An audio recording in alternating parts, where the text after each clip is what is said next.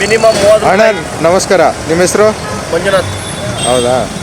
So ಇದು auto ದರ ಪರಿಷ್ಕರಣೆ ಆಗಿದೆಯಲ್ಲ, ಇದ್ರ ಬಗ್ಗೆ ಏನು ಹೇಳ್ತೀರಾ ಸರ್? ಮುಂಚೆ ಮಿನಿಮಮ್ 30 ರೂಪಾಯಿ ಇತ್ತು, ಇವಾಗ 40 ರೂಪಾಯಿ ಮಾಡಿ ಅಂತ ಕೇಳ್ತಿದ್ದೀವಿ.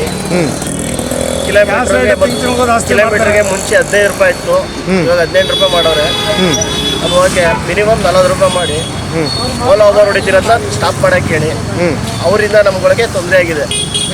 ಚಿಲ್ಲರೆ ಭಾಳ ಪ್ರಾಬ್ಲಮ್ ಹೊರಗಡೆ, ಭಾಳ ಪ್ರಾಬ್ಲಮ್. ಚಿಲ್ಲರೆಗಳು ಎಲ್ಲೂ ಸಿಗಲ್ಲ ನಮಗೆ. 4 ರೂಪಾಯಿ 2 ರೂಪಾಯಿ ಚಿಲ್ಲರೆಗಳು ಸಿಗಲ್ಲ, ತುಂಬ ತೊಂದರೆ ಆಗುತ್ತೆ. ಅದರಿಂದ ನಮಗೆ ದಯವಿಟ್ಟು 40 ರೂಪಾಯಿ ಅನುಕೂಲ ಆಗುತ್ತೆ. ಗ್ಯಾಸ್ ರೇಟ್ ಕಮ್ಮಿ ಮಾಡಬೇಕು. ಓಬರ್ ಕಮ್ಮಿ ಪಡಿಬಾರ್ದು ಯಾರು ಇದೆ.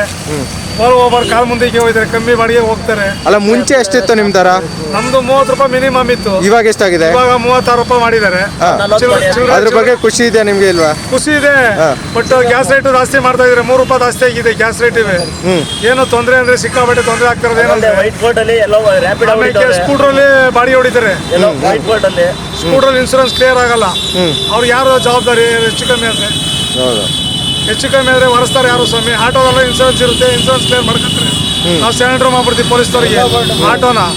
ವೈಟ್ ಬೋರ್ಡ್ ಎಲ್ಲ ಈ ಎಲ್ಲೋ ಬೋರ್ಡ್ಗೂ ವೈಟ್ ಬೋರ್ಡ್ ಸಂಬಂಧ ಏನು ಅಂದ್ರೆ ವೈಟ್ ಬೋರ್ಡ್ ಮಾಡ್ಕೊಡಿ, ನಾವು ಮಾಡ್ಬಿಡಿ. ದಯವಿಟ್ಟು ನಿಮ್ ಬೇಡಿಕೆ ಏನಿದೆ? ನಮ್ಮ ಬೇಡಿಕೆ ಮೀಟರ್ ಕ್ಯಾನ್ಸಲ್ ಮಾಡಕ್ಕೆ ಹೇಳ್ಬಿಡಿ. ಈಗ 36 ರೂಪಾಯಿ ಮಾಡಿದ್ದಾರೆ, ನಿಮ್ ಬೇಡಿಕೆ ಏನಿದೆ? ನಮ್ಮ ಬೇಡಿಕೆ ಚಿಲ್ಲರೆ ಭಾಳ ಪ್ರಾಬ್ಲಮ್, 40 ರೂಪಾಯಿ ಮಾಡಿ ಅಂತ. ಚಿಲ್ಲರೆ ಭಾಳ ಪ್ರಾಬ್ಲಮ್.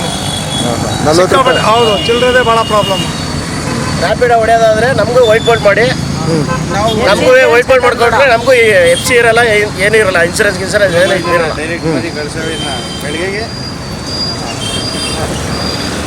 ಅಷ್ಟೇನಣ್ಣ? ಅಷ್ಟೇ ಹೊರಗಡೆ. ದಯವಿಟ್ಟು ಇದೊಂದು ಬೇಡಿಕೆ ಅಂದರೆ ನಮಗೆ ಸಾಲ್ವ್ ಮಾಡಿಕೊಡ್ಬೇಕು ಸರ್ಕಾರದಿಂದ, ಸ್ಟೇಟ್ ಗೌರ್ಮೆಂಟಿಂದ ಸಾಲ್ವ್ ಮಾಡಿಕೊಡ್ಬೇಕು. ಅವರೆಲ್ಲ ಕೂತ್ಕೊಂಡು ದುಡ್ಡು ಸಂಪಾದನೆ ಮಾಡ್ತಾರೆ, ಬಂಡವಾಳ ಹಾಕ್ಬಿಟ್ಟು ನಾವು ಸಾಯ್ತಾ ಇದ್ದೀವಿ. ಬಾಡಿಗೆ ಎಲ್ಲ ಕ್ಯಾನ್ಸಲ್ ಆಗಿದೆ ಅಂದ್ರೆ ಕೋರ್ಟಿಂದ ಸುಮ್ಮನೆ ಹೊಡಿತಾನೆ ಅವ್ರೆ. ಅವ್ರು ಬಾಡಿಗೆ ಹೊಡಿತಾರೆ. ಯಾರೋ ಸೊತ್ತೋಗ್ಬಿಟ್ರೆ ಕೈ ಕಾಲು ಮುರ್ಕೊಬಿಟ್ರೆ ಅವ್ರಿಗೆಲ್ಲ ಯಾರು ವಾರಿಸ್ತಾರೋ? ಯಾರು ವಾರಿಸ್ತಾರೆ ಹೇಳಿ? ಸ್ಕೂಟ್ರಿಂದ ಅವ್ರಿಗೆ ಬೆನಿಫಿಟ್ ಕೊಡ್ತಾರಾ? ಬೆನಿಫಿಟ್ ಇಲ್ಲ ಅವರಿಗೆ.